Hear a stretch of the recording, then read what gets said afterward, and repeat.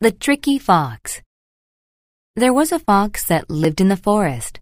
Fox loved to play mean tricks on the other animals. One day, he used the sharp rim of a bottle to dig a pit in the ground. He hid in a tree until Rabbit came to the pit's edge. Then he jumped out and pushed Rabbit into the pit. Fox laughed and ran away. The angry Rabbit climbed out and told the other animals what happened. The others said, "That is typical behavior for Fox. He does mean things all the time. Sometimes he is completely immoral. We all disapprove of his actions, so we should teach him a lesson. Tomorrow, we'll push Fox into that pit." The next day, all of the animals hid near the pit and waited for Fox. Fox was oblivious to the hidden animals. He walked up to the pit to see if Rabbit was still trapped. Just then, the other animals ran up to Fox and pushed him in.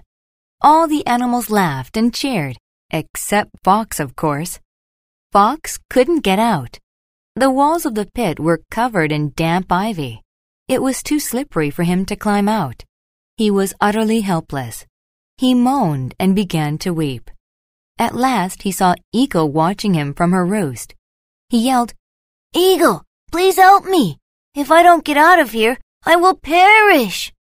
Eagle said, "You may think your tricks are trivial, but you hurt others when you do mean things.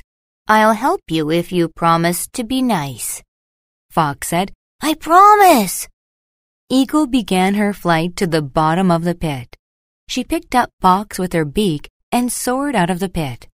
She dropped Fox safely on the ground. Fox thanked Eagle and kept his promise.